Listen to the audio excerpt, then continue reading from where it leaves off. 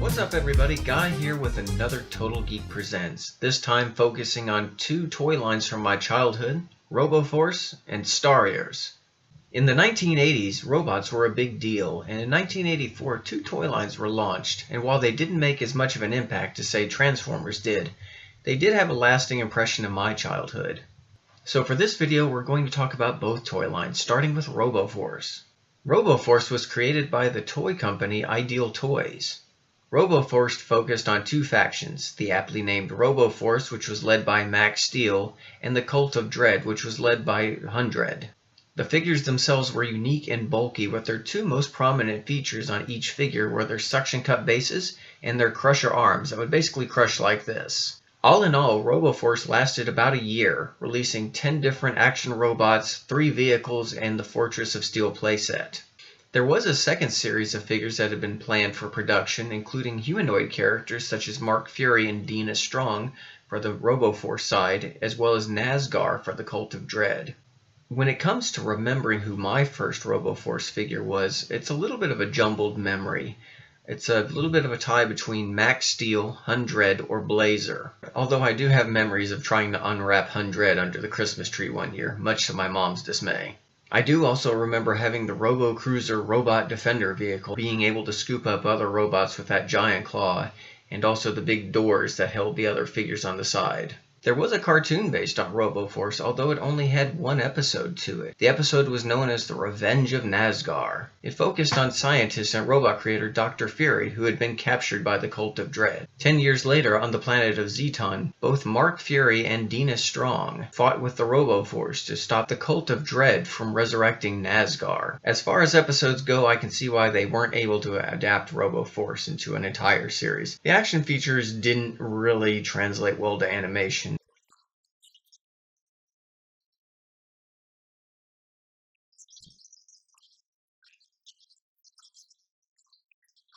And the dialogue, well, it wasn't exactly great.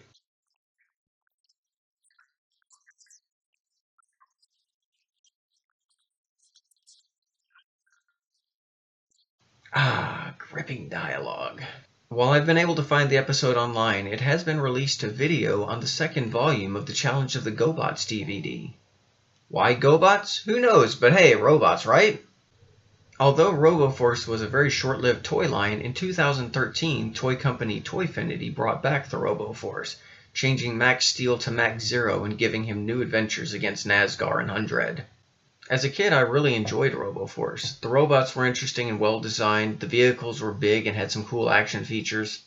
And though the toy series was short-lived, each robot came with a series of mini-comics, and there were also cool merchandise you could buy at the time. I was even a button-carrying member of the Robo Force fan club back in the day. The stories, however, were a little simplistic for the toy line, although it focused on the planet of Zeton and the Robo Force's battles within the city of Celestia. There wasn't too much to go on past that versus the interpersonal battles that the robots had, and an occasional appearance or so by Mark Fury. Honestly, I don't know how he would have fit into the vehicles anyway, so it would have caused some size complications. The other toy line that I wanted to focus on is the Starriors line from Tomy. Starriors had a far more interesting backstory to it. The Earth was ravaged by solar flares, and fleeing destruction, mankind goes underground. In its place, it designed 3 types of robots: the Protectors, who were designed to care for the Earth, the Destructors, who were designed to destroy the mutant life that appeared on Earth, and the Guardians, who were designed to protect man while they slept. However, during this time, the Destructor Waystor Slaughter Steelgrave enslaves the Protectors and destroys the Guardians, fearing deactivation by man once awakened. More time passed, and the idea of man became a myth until one day a human skull was found in some wreckage. The Protectors then set out to wake man, with the Destructors following close behind. Kind of a cool story in retrospect. They definitely put some interesting thought into the storyline. The Protectors were led by Hotshot, and the Destructors were led by Slaughter Steelgrave. But there were other types of robots as well: Waystors, Ramors, Trashors. Each class of robot had a different type of action feature. The Waystors were windups, and once you activated that feature, Their front-mounted weapon would either spin, rotate, move back and forth, and you could also remove the head and the limbs of the Waystors, allowing them to be rebuilt in a number of combinations. The Ramors were pullback mechanisms, as were the Trashors. They did have other types of robots as well. They had Strazers and Wave Runners, which transform on the fly with a little pullback cord. They of course had vehicles like Voltor and Stalkor. But the biggest piece of the collection was the Cosmetor, known as Deadeye, who was a giant red T-Rex, and came with a remote control device that was shaped like a pterodactyl named Cricket. One of the other interesting features about the Starriors toy line was that each faceplate held a tiny depiction of man inside their cockpit, which led a lot of questions about their actual scale. As it turned out, the Waystors were human-sized, so the little tiny man depiction was actually their brain as opposed to a pilot controlling the mech. Like Robo Force, Starriors also came with a collection of mini-comics with each figure.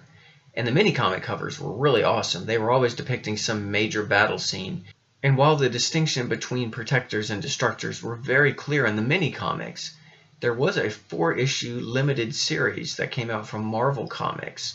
Unlike the toy line, which depicted open-ended play, the 4-issue series actually had a finite ending in which they actually did succeed in finding man at the end. The Marvel Comics series was written by Louise Jones Simonson, and the art was done by Mike Chen, and allowed more of a chance to provide backstory to the characters' personalities. There were a few interesting characterizations that some of the robots had. Some of the more notable ones were Deadeye and Cricket. While Deadeye was a giant T-Rex, he was completely blind and contained the soul of a poet. His scout, Cricket, was a deaf mute and could only respond to Deadeye through a series of clicks. Two of the smaller Trasher characters, Nipper and Tinker, were actually depicted as in love with each other and having a steady and stable relationship. And the Destructor, Sawtooth, was actually secretly sympathetic to the Protectors and would actually help them out in their quest for man. Unlike Robo Force, Starriors actually did get a small limited second wave of figures, although I don't believe they resonated as well, and are harder to find today. While the Starriors line had a number of diverse action features, a lot of the characters other than color changes did look very similar to one another, which may have led to them not being as popular as the uniquely diverse Transformers line. As far as my own childhood memories go, I believe my first figure in the Starriors line was Gouge, the Destructor. He was given to me as a birthday present, and while I hadn't been in the line at the time, my interest in Starriors grew, and I did collect a number of the figures. And I had also gotten the Battle Station playset, which came with the Scorpion Guardian Stinger. The Battle Station was another great 80s playset with its detachable snake head, secret hatches, and overall cool design. While the Starriors line has never made an official comeback, the character designs have been used for future toy lines. While the Robo Force and Starriors lines never exactly took off, and most people don't really remember them today, you can really tell there was a lot of care and excitement in launching these new product lines. Even today, the character depictions of the robots in battle still look really cool. How could any kid not be excited to see all these robots fight and find their big overall story? And in preparing for this video, I did take a moment to reread the Starriors comic from Marvel. And for what it was, it's a lot of fun. There's a lot of high action, a lot of character drama. A lot of characters actually switch sides with each other, so you kind of find out where everyone's loyalties lie. And it's not exactly a black and white story, and that actually made it interesting. There was talk of a Starriors animated series, but after seeing the Robo Force one, I think I'm good.